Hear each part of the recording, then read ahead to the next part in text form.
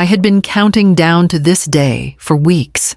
My 69th birthday deserved something special, something intimate, elegant, and full of the little details my family used to appreciate.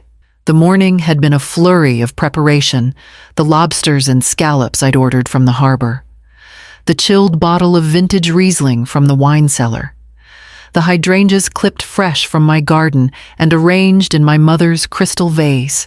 The heirloom china bone white with a faded gold rim caught the candlelight like it was born for celebrations. Mason, Larissa, Poppy, and my sister, Elaine. That was the list. My people. I set 4 place cards with my best handwriting, imagining their smiles when they sat down. By 6:30, the food was ready, and the candles were flickering, sending shadows dancing up the walls. By 7:00, the scallops had cooled, and I was pacing between the front window and the dining room, glancing at my silent phone. No call, no text. At 7:15, I tried Mason's number straight to voicemail. Elaine's phone rang twice before dropping. By 7:30, the lobster was limp in its shell, the salad wilting in its bowl. I started clearing the plates to keep my hands from shaking. That's when I saw it. An envelope tucked beneath the base of the hydrangea vase, cream-colored, thick, with family only written in looping calligraphy I didn't recognize. I opened it slowly, the paper soft and expensive under my fingers. Inside was a printed invitation, family celebration, Coastal Bell Resort. Saturday at 6:00 p.m. The date was tonight, at the bottom, in bold script. Hosted by Larissa Keene. The room felt suddenly colder. My breath came shallow as I reached for my phone. On Facebook. The answer was waiting. A photo filled the screen. Mason, arm around Larissa, grinning like he hadn't in months. Poppy stood in front of them, wearing the blue dress I'd mailed for her birthday. The one Larissa swore had been lost in the mail. The caption, written by Larissa herself. Red freedom tastes like champagne. The photo carousel played automatically. Poppy eating cake, Elaine sipping a cocktail, Mason laughing with people I didn't know. The backdrop was the resort's private terrace, the ocean stretching behind them, all bathed in the warm glow of string lights. My dining room still smelled faintly of butter and herbs. I sank into the head chair, staring at the empty plates, the hydrangeas bowing slightly toward the table as though they, too, had been stood up. I stayed at the table long after the candles burned down to stubs, the flicker of my phone screen casting shadows across the china. Every new image that loaded felt like a needle. Mason laughing in a group shot, his arm casually draped around Larissa's waist, Elaine raising her glass toward the camera, her cheeks flushed with wine and sea air. Poppy twirling in that stolen blue dress, her hair catching the string lights. I opened Larissa's profile and let my thumb move without thinking, tapping through her stories. The music in the background was loud, something with a heavy beat, but my eyes caught on something quieter. On a short clip of the terrace, layered over the clinking of glasses and the sound of waves, faint white letters drifted at the bottom of the frame. Step 2 complete. Final switch soon. It was almost transparent, like it wasn't meant to be noticed. But I noticed. I replayed the clip 3 times, taking screenshots each time in case it disappeared. Then I scrolled through the comments under her latest post. A handful from her friends stood out champagne emojis, winks. One that read, "You're unstoppable, babe." Another, "Can't wait for the big reveal." The words made my skin tighten. They were congratulating her, not for a vacation, but for something else, something planned. I began saving everything: the photos, the captions, the comments, each one neatly filed into a folder on my phone. I didn't know yet what final switch meant, but the phrasing had the slick, deliberate edge of someone in control of their game. Mason's smile in the photos felt different now. It wasn't just happiness. It was oblivion. The way he leaned into her, the way his hand rested protectively at her back.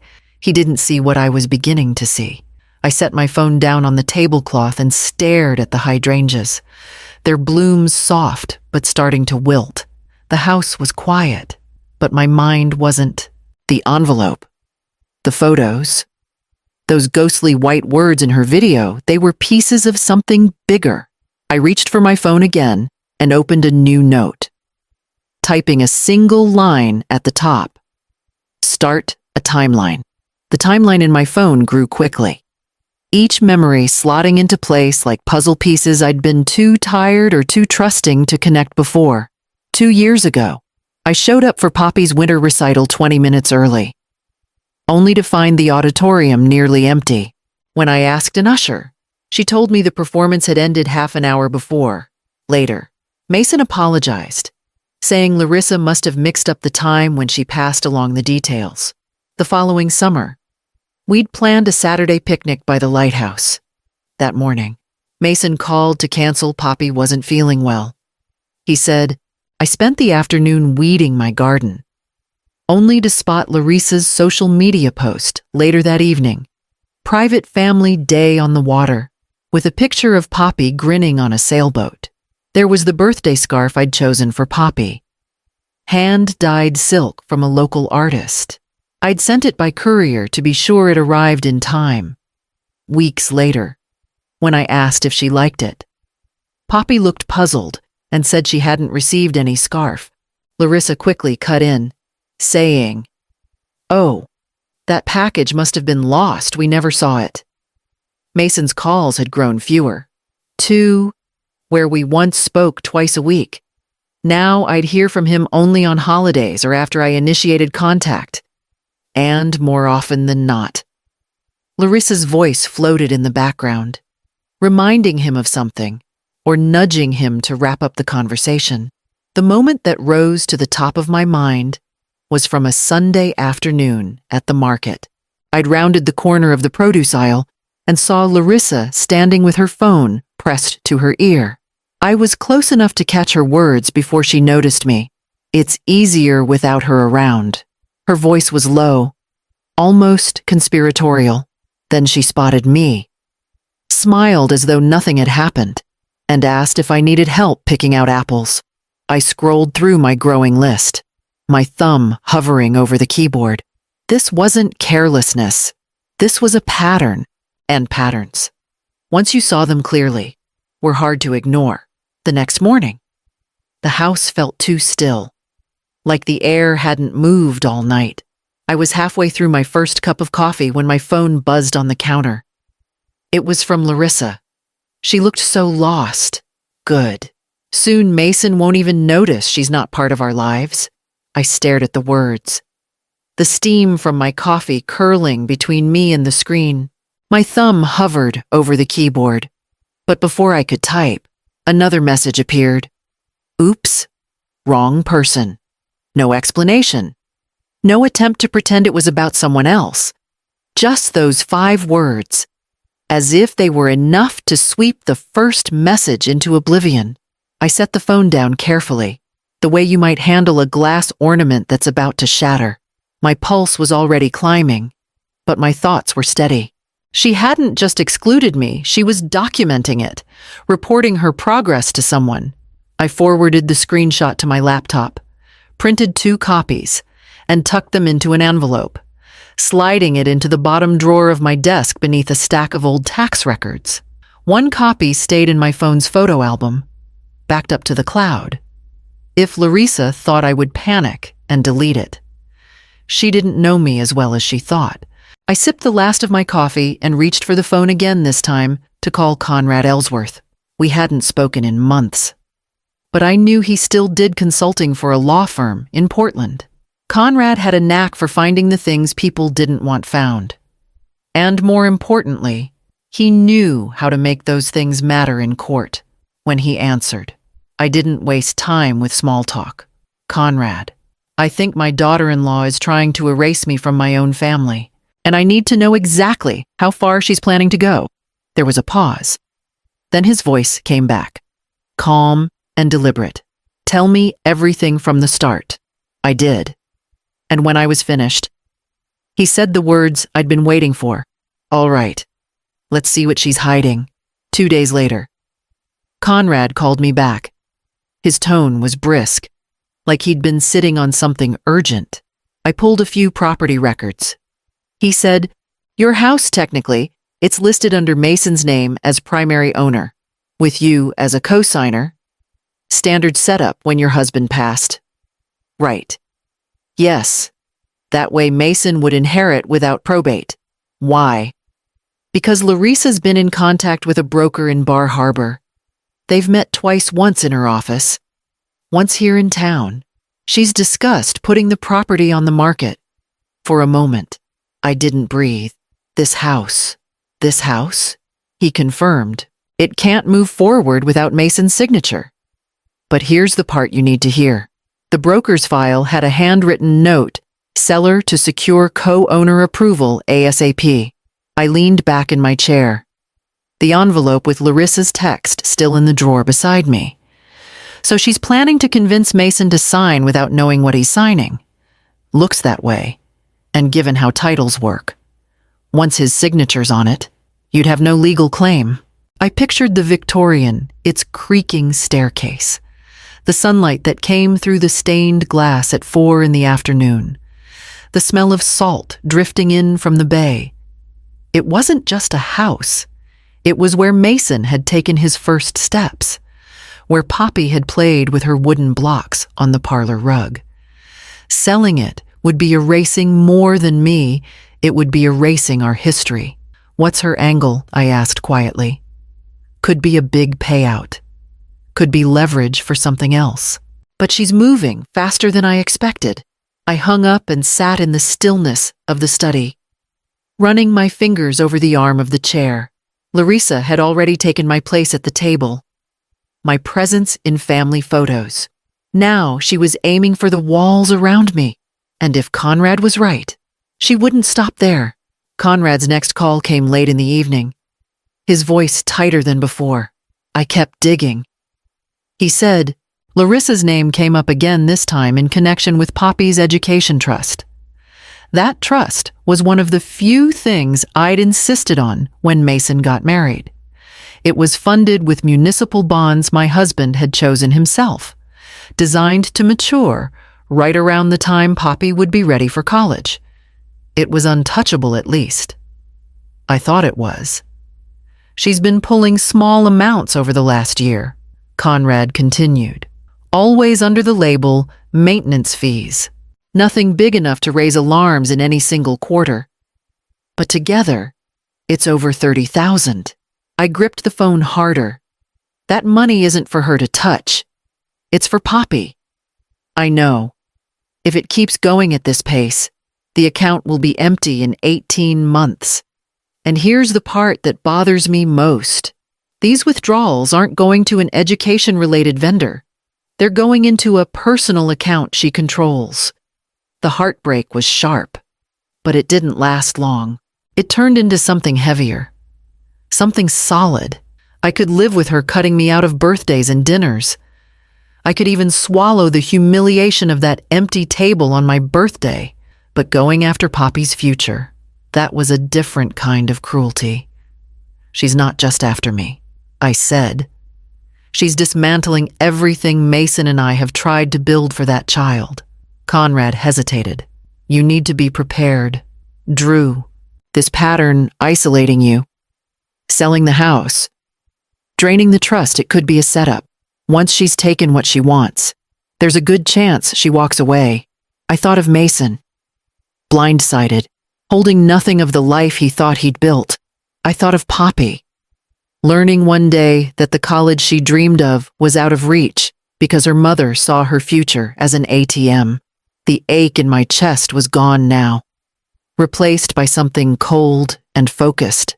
Larissa was moving fast. I would have to move faster.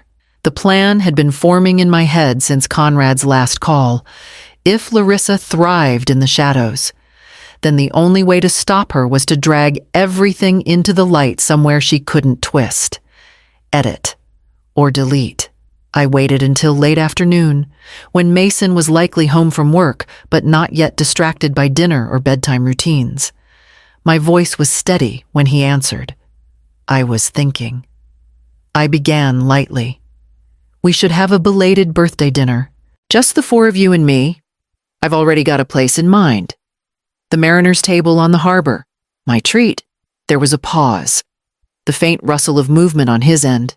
That sounds nice. Mom, let me check with Larissa.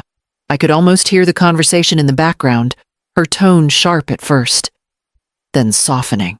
When Mason returned, his voice was cautious. Larissa says it's fine. She thinks it'd be good to reconnect. Perfect, I said, injecting warmth into the word. I'll have something special for everyone. Little gifts. That evening, I called Conrad. Saturday, 6 o'clock.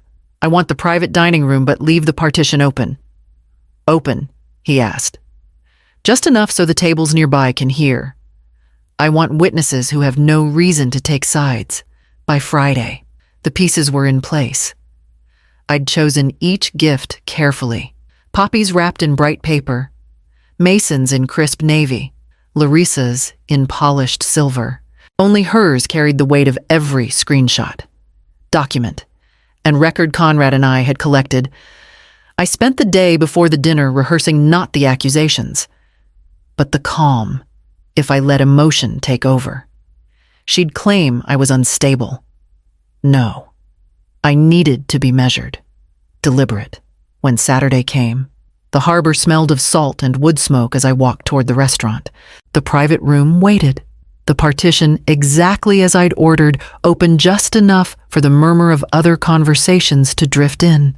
The only thing left now was for Larissa to walk through that door and accept the gift she would never forget.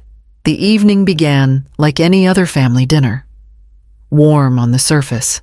Poppy chattered about a science project at school. Mason smiled more than I'd seen in months. And Larissa played the role of attentive wife, her hand resting lightly on his arm. When the plates were cleared for dessert, I reached for the smallest package, a square wrapped in sunflower paper, and slid it toward Poppy. She tore it open to find a vintage set of watercolor pencils and a sketchbook embossed with her initials. Her eyes lit up. Next was Mason's gift, a leather-bound journal with his initials stamped in gold. For keeping your own story, I said. He ran his hand over the cover, looking puzzled but pleased. Then I turned to Larissa. The silver box sat in front of her like a mirror catching candlelight. She lifted the lid and began pulling out the contents, a printed resort invitation, screenshots of her messages, the property sale notes, and the bank statements from Poppy's trust. Her fingers hesitated on the last page. The air shifted. Conversations at nearby tables grew quieter. Even the background music seemed to fade. As if the room itself was listening, Mason leaned in, eyes moving from the papers to her face. His brow furrowed, his mouth set in a line that wasn't confusion, it was recognition. Larissa let out a small laugh, the kind meant to deflect. This is dramatic, Drusilla. I don't know where you... I cut her off, my voice calm but carrying across the partition. She looks so lost. Good. Soon Mason won't even notice she's not part of our lives. Your words, Larissa. Shall I read the rest? The color drained from her cheeks. Mason's gaze snapped back to the text. Then to me. I didn't move. I didn't need to. Everything was on the table now, literally. And the next words out of Mason's mouth would decide what happened from here. Mason's chair scraped back against the hardwood, the sound sharper than his voice when he said, Poppy, sweetheart, why don't you go wait outside with Grandma for a minute? Poppy looked from him to Larissa, sensing the tension, but obeyed. I stood and guided her toward the door, her small hand warm in mine. Outside, the harbor air was cooler than I expected, carrying the scent of salt and wood smoke. We found a bench just far enough from the window to be unseen, but close enough for me to keep watch. "Why don't you sit here, Poppy?" I said gently. "I'll just be over there talking with your dad." She nodded, pulling her sketchbook from the gift bag. Mason joined me a moment later, his expression tight but clearer than it had been in months. "I need to tell you something," he said. "Last week, Larissa handed me some papers to sign. Said it was for updating our homeowner's insurance. I waited. I almost signed them." He admitted, but something didn't feel right. "I put them aside to review later, tonight. When I saw those documents in your folder, I recognized the format. It was a co-sale agreement for this house." He shook his head, anger rising beneath the surface. "She was going to sell it. Mom, our home. Dad's home. And I was this close to helping her do it. Without realizing, I rested my hand on his arm. That's why I couldn't stay quiet." He exhaled, shoulders dropping slightly. "If you hadn't acted, I don't even want to think about what would have happened. Thank you for seeing it when I didn't." From inside, I caught the muffled sound of a chair moving, a sharper tone in Larissa's voice. Mason glanced toward the door, his jaw setting again. "Stay with Poppy," he said, turning back toward the restaurant. "I need to finish this." 6 months later, my dining room was full again, not just of food, but of laughter, overlapping voices, and the easy warmth that comes when no one's guarding their words. Mason sat at one end of the table, Poppy beside him, animatedly telling Conrad about a painting she'd made at school. Around them, a handful of neighbors I'd grown close to through the community art events I'd started filled the chairs that had once sat empty. The house felt different now, lighter. Mason had filed for divorce within a week of that dinner at the Mariners' table. Larissa signed the settlement without a fight. She kept nothing from the house or Poppy's trust in exchange for avoiding charges. Then she left town, as quietly as she'd once worked to erase me. I'd taken no chances this time. Poppy's trust was locked tighter than a vault, with Conrad added as a secondary trustee. The bonds my husband had chosen for her future were safe, untouchable, and exactly where they belonged. Midway through dessert, Poppy slipped away and returned holding a large book wrapped in tissue paper. "This is for you, Grandma."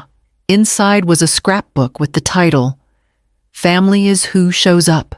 Each page was filled with photos from the past 6 months.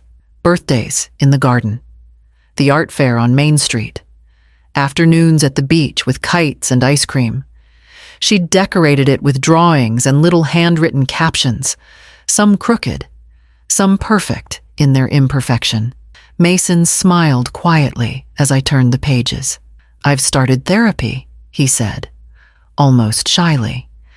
"I need to understand how I let it get that far, how I didn't see what she was doing to you and to me." I reached for the small box beside my chair and slid it toward him. Inside, cushioned by a ribbon, was a brass house key. "It's not for moving back," I told him. "It's so you'll always know this home will always be yours, but the doors stay open for those who keep them open for others." Mason closed his fingers around the key, his eyes bright. "Larissa left with nothing, but she gave me back everything that matters."